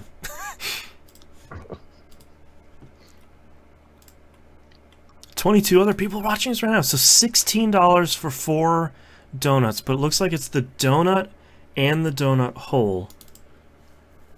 Refrigerate or freeze upon arrival. All glazes now come in our big cups with more glaze. Oh wow. I'm gonna switch to the other view here. Here we go. So everyone can watch. You can still see Moonpier over there, but you can also see the donut. Oh, I can zoom in on the donuts. That's some hot donut porn going on here. Right, I wish I could make that title. Hot donut porn. Maple bacon, Oreo cookies and cream with Oreo crumbles. All these sound delicious to me. Yeah. But my big thing for me is, which by the way, I don't think I've seen the screen change yet. Oh, there it is. Top flavors variety pack. Well, that actually looks really good. Cake batter, coffee. Ooh. Maple bacon, apple pie. Where's the... Alright, here's 65 calories, 1 gram of fat, 14 grams of carbs, 14 grams of sugar. That's not that bad. I would need to, if I'm going to order something from that for Jess, I would need to find one that has a lot less sugar and a whole bunch more protein, but I don't think you're going to get protein in a donut, if I'm honest. Well, part of what unless they do a pepperoni protein. Pepperoni donut. Part of what they seem to... It seems to be really focused around workouts, so I wonder if they do. They have a protein bar. The crispy bar. Oh, what does he say? Oh, we don't plateau, we just make gains. There you go. That's from Meowster, the Meowscular cat from Monster Hunter World. How much sugar does this have in it? Doesn't really have it listed. Wet wipes, always handy to have. Yes. Because I no longer don't have cream cheese frosting all over my hands or face. Yeah. Yeah, these look cool. How much would shipping? Incredible. I would check how much shipping would be, but then let's switch back to our other one. Woo. And you would give away your address. Yeah. Oh, I live right here. Let's see how much shipping would be. I don't want to pay with PayPal.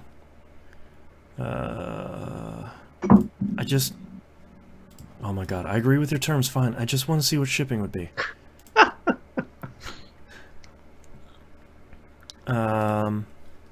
I don't think I have an account with the dough bar. Probably not. Continue to shipping method. $6? That's not bad. It's on a $15 order, $6. If they can do one that's not covered in sugar, not because the reason I asked that is because there's a donut place here who shows up to all like the festivals, like the art festivals and the Lilac Festival. But the way they do their donuts, it's not with normal donut stuff. It's like a lighter kind of thing. Jess can eat them. She can't eat any other form of donut. Right. Yeah, these so far, they don't seem like they're like the sugar-covered one. It's all things that are on top of it, like Nutella, that are inherently sugary. Yeah. So, yeah, I'm going to leave that website before I order stuff. I was expecting you to say open for after the show. Yeah. Hanging with Mr. Boston as he orders 24 donuts. Yeah. I'd go downstairs and tell my wife, I ordered $30 worth of donuts that I can't eat. Good luck. Oh, so you're in a similar situation to my wife. Yeah. They looked real good. Mm-hmm. Alright, I'm ready to wrap the shorter segment of the show up whenever you are. Okay, there we go. 1 second. Just figured I'd actually do it. Is it bright or not bright for camera? I can't remember. Oh, there it is. Strike Force. Which, I love the fact that I still have my reminders on for TVGP. Yeah. Hey man, I do too. The funny thing is you do the calendar reminders. I did one for myself before I started getting the calendar reminders. Yeah. So I actually now have like 3 reminders to go off before the show starts. Ow. That sounded nasty. Yeah, arthritis is bad. I don't know what's going on. It's been bothering me for like a week. My hands and my knees are really... Oh, my hip is shot to shit thanks to this fucking winter. Like... I hurt myself doing some cycling the other day, and it was one of those things where like I went for a class that was high on resistance, so it was like muscle building, and at one point they're like, turn it up by 10 resistance, and I was cool, and like as soon as I downstroke on my left leg, my knee just went like, I was just like, oh fuck, it still hurts. That was 4 days ago, and it still hurts pretty bad. James in the chat on YouTube mentioned duck donuts, so I am going to, on the back of this envelope, I'm going to write duck donuts. Duck donuts. Thank you, James. Warm, delicious, and made to order donuts. Are there some in my area? No. There's one in Huntington Beach, but that's up by Long Beach, so that's like 20 hours away. Ooh, key lime donuts. I never got the whole key lime thing over here. I love key lime. I don't like it at all. It's like carrot cake, where it's like super divisive. Either you're like me and you're like, yes, I want some key lime pie, or you're like, no, it's like a lime explosion in my mouth, which is bad. But the funny thing is that's what most people don't like about it, is the lime. Yeah. I don't like the key. I love the lime. Oh, the whipped... If you could give me a lime pie, I would be deliciously excited about that. If you give me a kiwi pie, yeah. Kiwi. Interesting.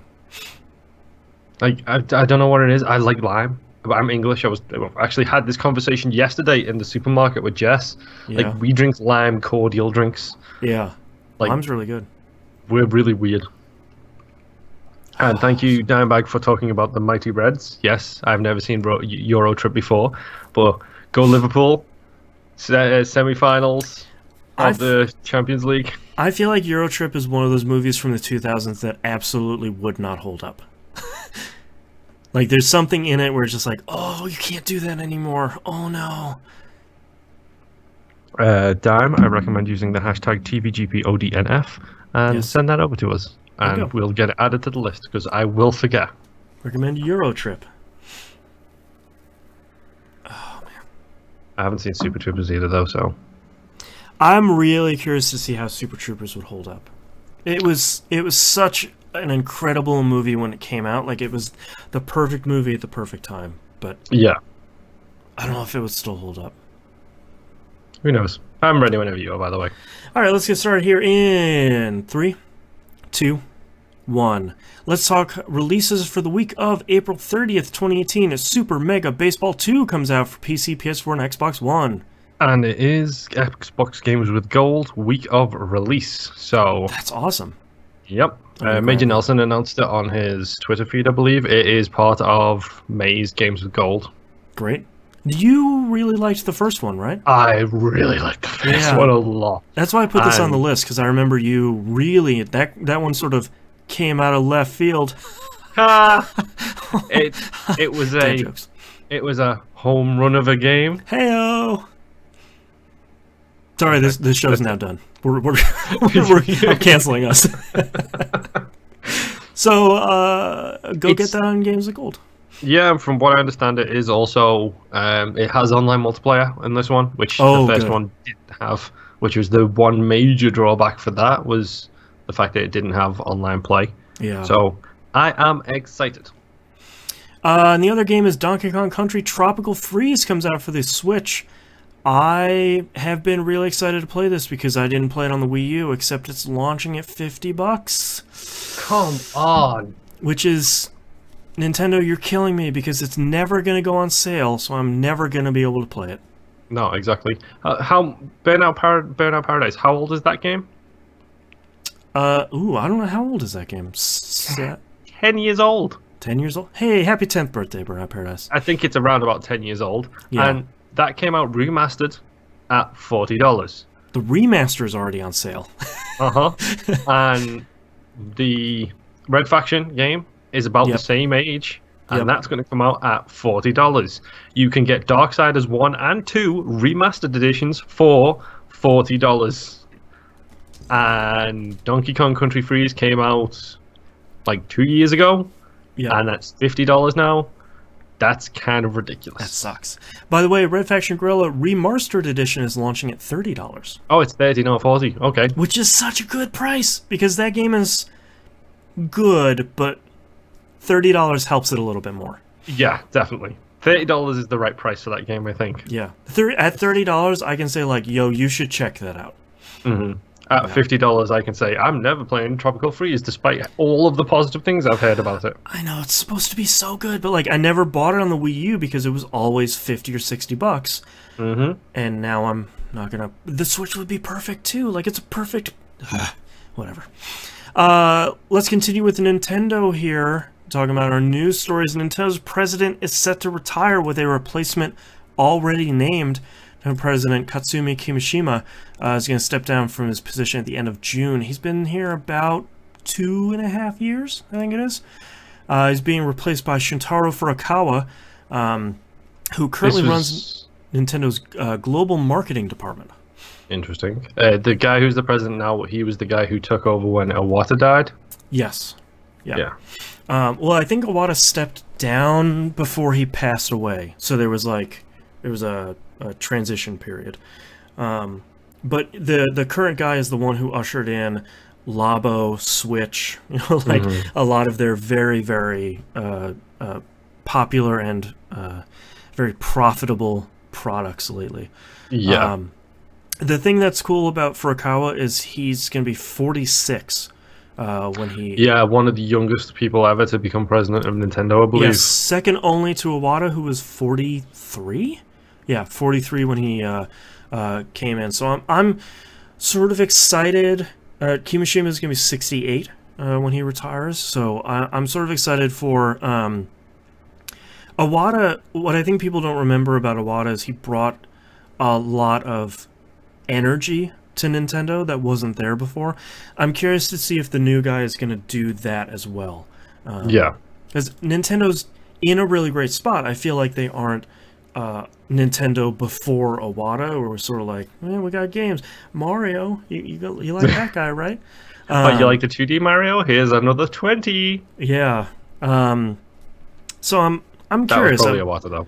I'm surprised he's stepping down already, but it's nice to see that they're sort of, you know, making some moves there. I'm very curious if it was just one of those things where he was like, yeah, I'll come in. I will do this job while you want me to do it, and while you're scouting out prospective people to take over like keep from the it. bus on the road. Yeah, I'm curious if he's the one. I mean, from what I understand, he did have a good relationship with Iwata, and so does the new guy. I'm pretty sure the new guy who's coming in had a good relationship with him as well, but it could just be a case of, I'm here while you what's the word? Transition. Yeah, while you transition and make that selection and that grooming process for the next guy to become that job. I can kind of do it in the interim because I'll be good at it, but the next guy, you can groom him to be better. Yeah, I'll find the right person. Yeah. And speaking of Nintendo, let's talk about our second news story here. This sounds scarier than it is when I talk just about the headline. A exploit was discovered on the Switch that's unpatchable, that makes the Switch able to be hacked. Now, that sounds like nightly news, like spyware on my Switch. It's the opposite. It's not where someone would do something bad. It's where you could, you know, put homebrew stuff on, potentially emulators, that sort of stuff. Yeah. The reason, this is really interesting, the reason why it's unpatchable is, I was reading this Ars Technica article, it'll be in the show notes.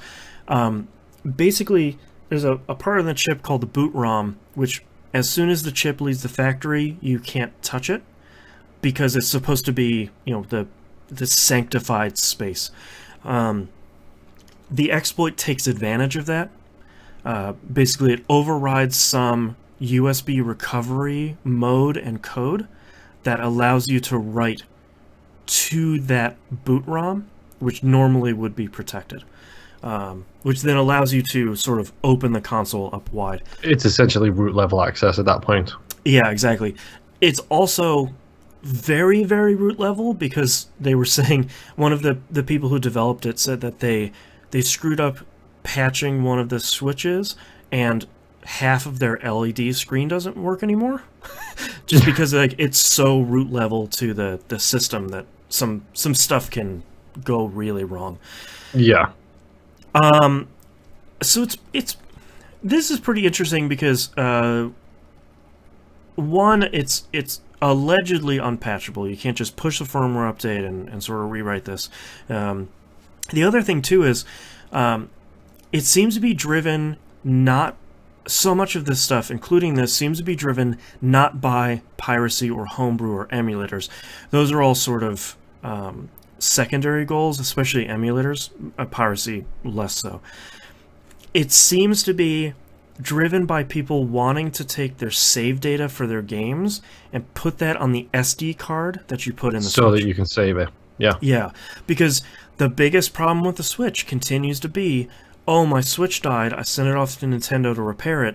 They gave me a new one, so and I don't have any of the 200 hours I spent in Breath of the Wild is gone. Right, which to me is crazy that a piece of hardware, I understand that they don't necessarily have the culture, Nintendo doesn't have the culture or the infrastructure to do cloud saving. I get it. It's not so. Come on, that's not so much about the infrastructure these days, based on how much access I could have to cloud saves. Right. The structure is a lot less of a concern there. It's the culture. Right. Is the problem there. But what's so crazy is you kick out that kickstand on the Switch, you can put an SD card in there, which a lot of people do, you know, buy one of those 400 gig SD cards that are always on sale on Amazon. You can use a portion of that to copy your save files. Like, that's not a crazy idea. And the idea that the console launched without that functionality is nuts. Yep. So, it's nice to see that people are continuing to find exploits and find holes in hardware, because I think exploration of that stuff is really important, probably especially for, you know, emulation a number of years down the line, but also for these quality of life things that didn't launch with the console. We're sort of like, really? You can't do that? That seems wrong. I feel like I'm missing a feature. Yeah. It's not you, it's the Switch. Yeah. Which, speaking of which, by the way, that whole topic just inspired. If you haven't read I think it's the Time article on the Xbox Underground, go read it. Oh, yeah. Yeah, that article, like, sucked me in, and I demolished it in, like, less than 10 minutes. I was just like, oh my, this is the best story I've ever read. I think it was Time. Yeah, that was a great article. And by the way, we were talking about Blood, Sweat, and Pixels. Jason Schreier announced that he's working on the second book. Yep, what it's about. Is it going to be the same thing? I don't know. Who knows? But I will buy it and read it day one.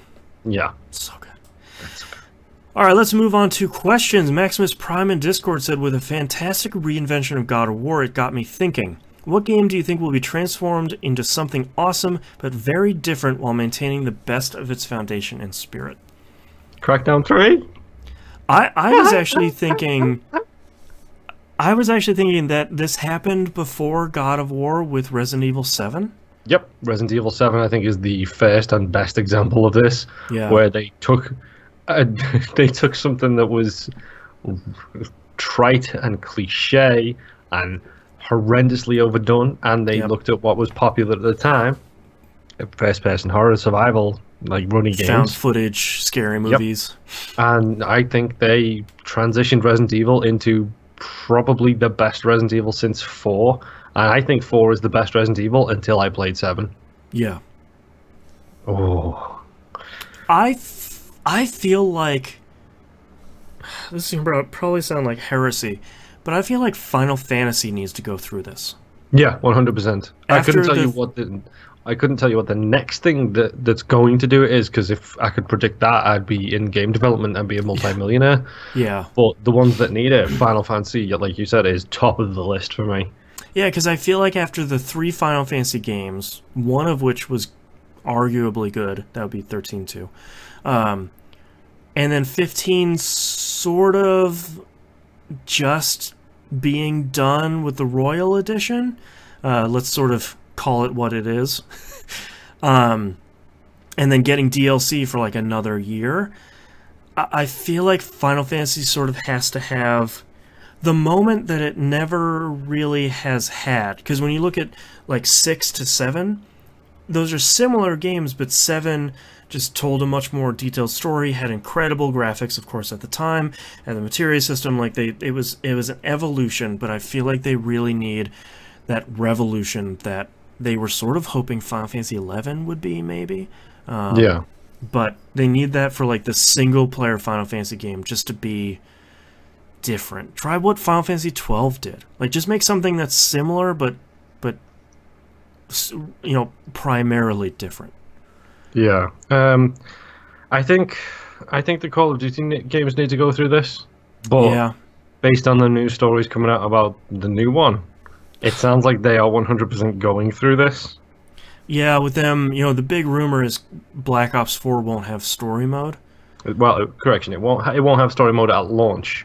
They are working on a story mode, but basically it ain't gonna make it in time for the launch.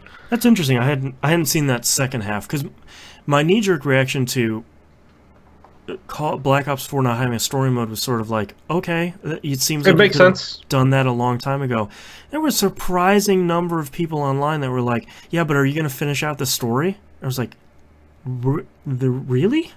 Like, no, throwing no shade to anybody. It's not like, really, you care about Call of Duty story? Like, I'm not criticizing, but that I was surprised at the sentiment, the number of people that were that invested in the story of the Black Ops games. I think that comes from a couple of things. I mean, for me personally, I played Call of Duty for the story. I hate the multiplayer on that. Yeah. It's very fast-paced, very Twitch-based, and if that's your jam, great. I prefer Battlefield. I prefer slower-paced, bigger arenas, not just run around a corner with 2 shotguns that do the Terminator twirly thing and shoot someone in the face. Right. I prefer the bigger, open, slower arenas.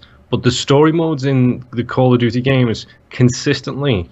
The last one I played was Ghosts, for the record, folks. So I haven't played any Modern Warfare 3, any Black Ops 2, 3, or the new one, obviously, because it's not out yet. But I was always all about the story in them because it's a 10-hour, well, it's a 6 to 10-hour Michael Bay movie that you get to play. Which you get your popcorn game. Yeah, exactly. It's a very fun, dumb thing, and then it always has some really interesting challenges, like the plane achievement. Right. Like, you know, playing it on the hardest difficulty. The and co-op modes. Yeah. Spec Ops, in my opinion, was the best thing that Call of Duty did. Yeah. I despise the zombies mode. I'm one of those people. Yeah. But from what it sounds like, this new one is going to have the whole... It's going to have the multiplayer mode. It's going to have the zombie mode. They're talking about potentially co-op mode. And the rumors are about that the story mode is coming. It's just not release. So... That's interesting. The big thing for me is they're still going to charge $60 for it, and they are going to get away with it too, because people will pay $60 for that game. I'm worried that they're also going to charge $20 or a season pass for the story stuff. I'm looking forward to the inevitable Jimquisition about... Well, yeah, there's that. No, the scuttlebutt is as well, they're trying to figure out a way to get a battle royale mode in there, but right now they can't handle the number of players needed. So they couldn't do 100. The max they can do right now, I think, is like 16 to 32. Oh yeah. Which, give me a Battlefield battle royale mode and I will be happy, because you already know that game can handle it, because on PC you get 64 versus 64. On Xbox, and 32. Map wise, it's sort of already halfway there. Yeah, exactly. Yeah. I mean, the thing that still makes me laugh is the... I can't remember if it's Quake or Unreal, but Call of Duty still has that core, like, Unreal or Quake multiplayer code in there, because that's how old that multiplayer is. It's like... Yeah, they still have fragments of the old Quake 1 multiplayer engine. Yeah. That's hilarious to me. Yeah, I mean, at some point, like, if it ain't broke, don't fix it, you know? Yeah, exactly. It's like when Capcom switched out from GGPO. They switched out to their own one, and it was hot garbage, and everyone railed against them for it. Why would you leave GGPO? Yeah, exactly. I mean, I'm trying to think of other type of games that need that overhaul that we're talking about. I feel like the one I was thinking of while we were talking was Mass Effect, but I feel like they're sort of, from the outside, they're doing that with Anthem. Yeah. Whether that's true or not, that sort of seems... It seems externally maybe what they're trying. Yeah, from what I've seen of Anthem so far, which is very, very little, it seems like kind of a hybrid between Mass Effect and Dragon Age. Yeah. Obviously with a whole bunch of Destiny thrown in there as well, like, but it seems like sci-fi, but based in that more fantasy kind of style at the same time, so I'm all for that. I'm trying to think of other big franchises that need that same... I feel like so many of them have been doing that, like Tomb Raider... Probably would have been an obvious one up until the reboot, and they did a good job of evolving that genre. Assassin's Creed did until Origins came out. Yeah. Far Cry does still, technically. Yeah, Far Cry needs that, but I don't know what Far Cry would need. I feel like the biggest thing Far Cry needs is you need to chop all the fat off of that game and get back to like the core thing that Far Cry is supposed to be. I don't know what that is. And then start building on top of that. Like that's what I feel like that's what they did with Origins, where it's like, all right, here's the one core thing that an Assassin's Creed game needs to be or do. Now we're gonna put just a little bit of stuff on that. Not, fire the guy who kept putting 400 icons on the map. Like he's sorry, here's your severance package. But hire a person that 50 icons is too many for you. I'm trying to think of other ones. I mean, to be honest, the whole yearly franchise thing needs to go away. Enough of the FIFAs, the Maddens, everything else's. Yeah. Enough of them all. Treat it more like Titanfall 2. Yeah. Sell the core game and then just start patching the hell out a of bunch of DLC. Like, yep. Granted, I haven't played it in a long time because, like I said, I'm not a huge competitive gamer anymore. Titanfall 2 was a beast of a game. It was an incredible game. Yep.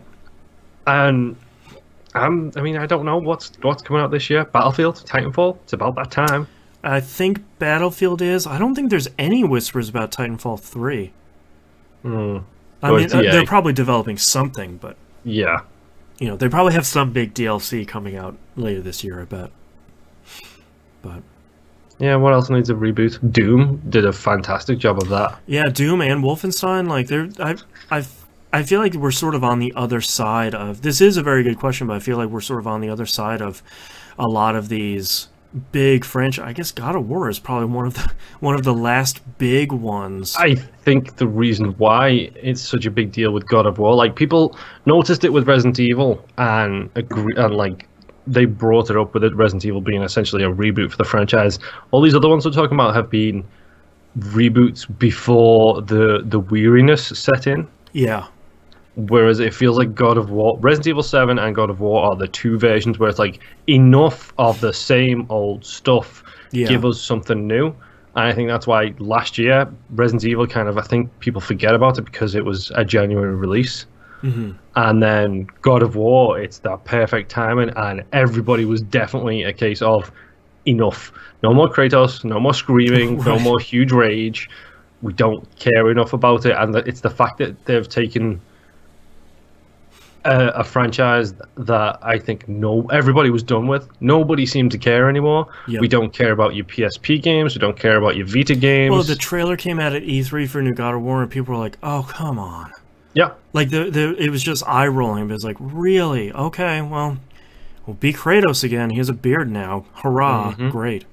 And then, but when they showed that first gameplay footage, that's when everybody was like, "Hold on a minute, hold on!" And now they've successfully made you care about a franchise that nobody cares about anymore. There's one that people they need to do that for. Halo. Yes, thanks to Musim in chat for saying Halo needs a reboot. Yeah, I'd like to see... Oh, yeah, perfect timing.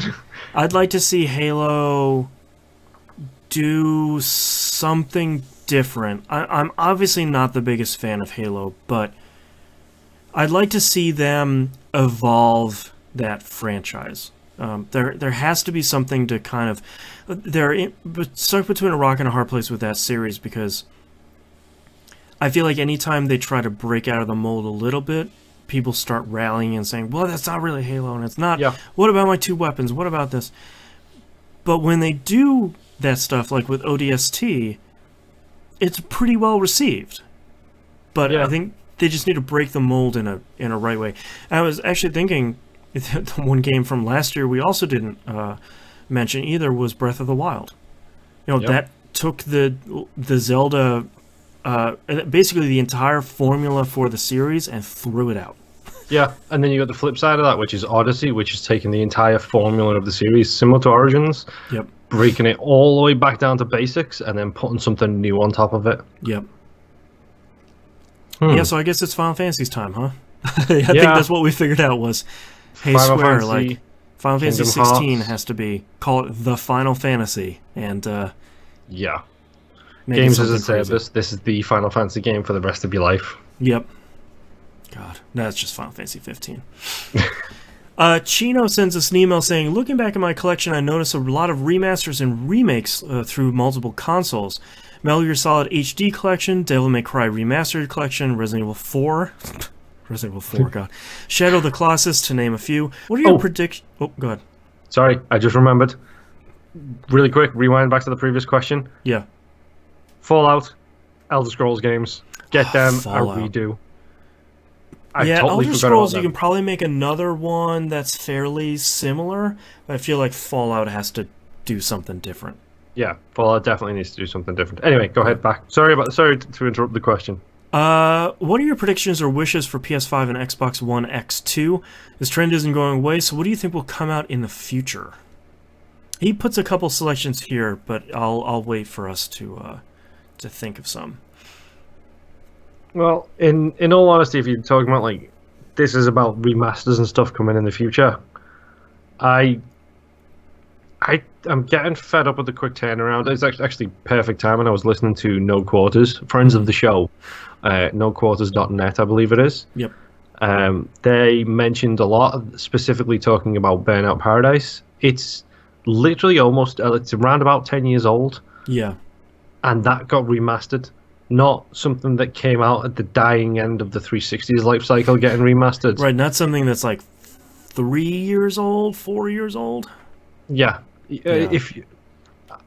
I've kind of switched my stance on the remasters, re-releases thing. I don't mind if you want to do it.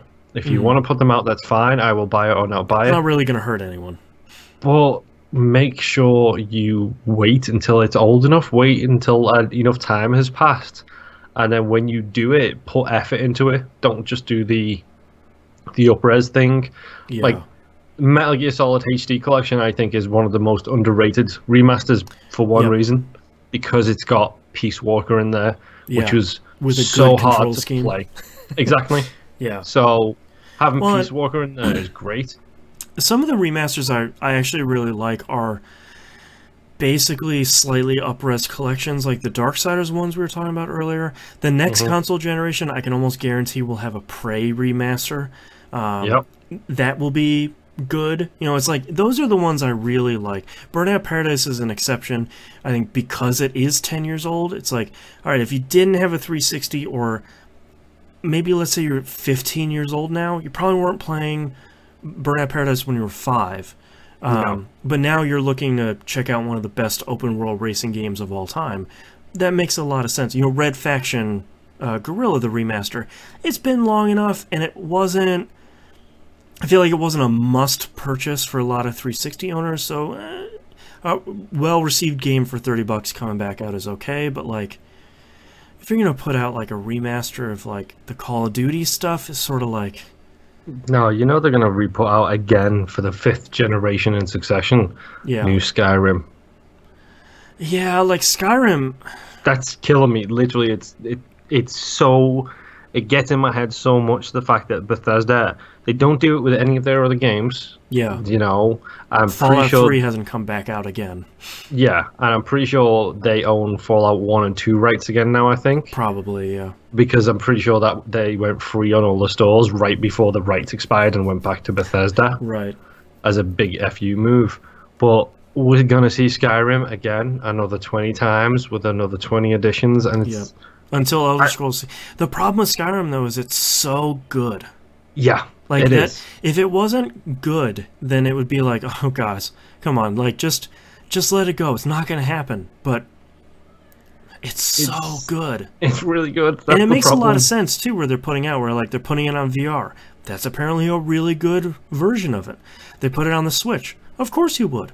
That's going to be great to just lay in bed and kill some wolves for a couple hours, like... Dimebag in chat says, will you gentlemen be getting Dark Souls remastered? There is a great example. That was something I meant to mention earlier. How long has it been since that game came out? That is a good remaster. Yeah. It's like, it's been long enough that, you know, you've had Dark Souls 2 and 3, and you have Bloodborne. It's been long enough. I probably would have liked to see a Demon's Souls remastered, but the rights to that are so crazy that who would bother at this point? I won't be getting it because I can't. I dipped my toes into that with Demon's Souls when it came out. I was leading that charge, and I put my time in, and I feel like I came out a changed man. Yeah. Did you get rolled off a cliff by a rock by any chance? A number of times. Yeah. That's a rite of passage. To be honest, I might pick it up if it's got the multiplayer stuff in it, and if I can time it right to actually play it with some friends. I know fellow fan of the Dark Souls series, Mackie, is probably going to get it. So I'm hoping that maybe I can pick that up at the same time and do the whole joining each other's world and then actually, you know, make progress through it. If I remember correctly, they are putting the multiplayer in, and I think they changed the network code, so it's not peer-to-peer, and I think it's now dedicated. I hope so. If I remember correctly. Don't quote me on that. That was tricky. Yeah. Chino has a couple of suggestions here. Wow, my voice is going out here quickly. Assassin's Creed Archive Collection. I feel like that's more of a punishment.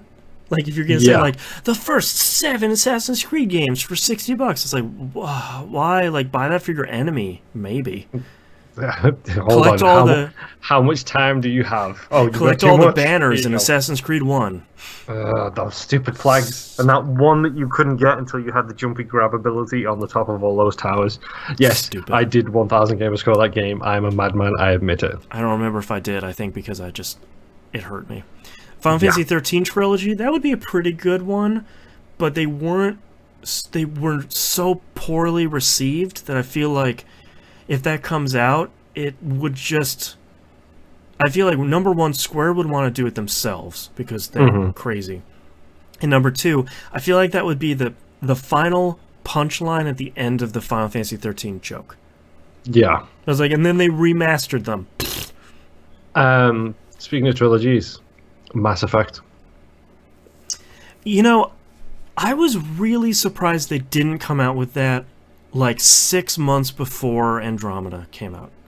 I think the problem is you can't do that in a world where the whole shebang with Mass Effect 3's ending happened, and you're setting Andromeda without Shepard in it. You can't release that game before that because... I feel like, though, the negative reviews of Andromeda would have fueled more sales of the trilogy remake, though, because it said, like, look, don't even bother buying this. Go play the original trilogy. Yeah, possibly.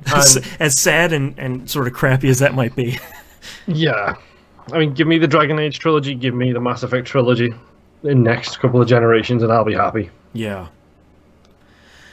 Let's move on to our last question here from Dimebag in Discord. Prey being as good as it is, would you have liked to see the Prey shown in the E3 trailers a few years ago? Yes and no, if I'm honest. Yeah. What we got was so good. Yeah. I sort of have a hard time thinking of a game that could be better. I think the thing is, as well, though, is if this question suggests that we lose this Prey that we have, no. Right, that's true. If this question suggests that we keep the Prey we have and we get this other Prey... Prey 2, more Preyer. How about Prey alternates, where it's like an alternate timeline from the existing Prey that we have, and our Prey that we have led us to the road that got us to the original Prey and then the sequel that got cancelled. Right. Like, that kind of thing would be great. Don't take my Prey away. No. Yeah. Eat, Prey, Shapeshift. That's right. That's right. Oh, good times. All right, that's our episode for this week. Thank you so much for listening. If you'd like to visit us, you can do so at tvgp.tv. All the links are on the right-hand side of the page, including Moonpeer dropping something loudly on mic. If you'd like to join us on Discord, the link is over there. Come and join our our very hopping channels over there, including Marvel Puzzle Quest, and I will have to create a Marvel Strike Force one because enough of us are playing it at this point that probably need to trade strats. TVGP's Old Dog New Flicks. Episode 2 for Starship Troopers is out now. $5 or more. Patreon, patreon.com/E1M1. You should go join. That show is really good. And I'm really pleased with the second episode. Yeah. First episode was a little stumbly, I admit it. But finding your feet. Yeah, I really like the way this one came out. Yeah. And don't forget to subscribe to us on YouTube and Twitter, or Twitch, and all those places. They will let you know when we go live. Thank you so much for listening. We'll see you all next week. Bye-bye. How many titles do you have? Like 7. Okay. I'll create this Marvel Strike Force channel here real quick. Marvel_Strike_Force. Create channel. Hello, fellow strikers. I was waiting for teens. Okay, hit me with your titles. Look at who you're talking to. I hate the planes. Boop, which we both said like 2 or 3 times over the course of the show. Boop was said in different contexts. Chock full of spoilers. I'm cancelling this show. Evolution Revolution, which again came up 3 different times. Yeah. And Eat, Pray, Shapeshift. Canceling this show and eat.pray.shapeshift. With an E, not an A. With an E, not an A. Yes, Eat, Pray, Shapeshift. How did we not think of that when it came out? I have I wrote this wrong. Odds and Sods. The Looty Booty. More Like SEAL Team Party, which I think we've already had a SEAL Team title, so we can't do that one. Yeah, I think we've had a couple of SEAL teams. The one I vote for, which is a little different, is I Still Hate the Planes. What you actually kept saying is, I still hate the planes. I hate the planes, I still hate the planes, I still hate the planes, I still hate the planes. Yep. Boop, I'm canceling the show, and Eat, Pray, Shapeshift. I Still Hate the Planes is good, but I'm kind of torn between that and Eat, Pray, Shapeshift. I feel like Eat, Pray, Shapeshift is really good. I'm going to circle that one. That's an unpassable, unvetoable one.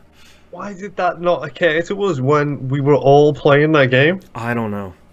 I was also thinking while we were talking about like, you know how bad video game advertisements were in the 90s?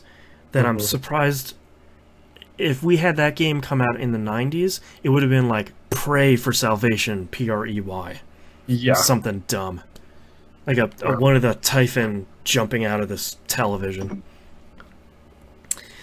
Okay, let's get started here in 3, 2, 1.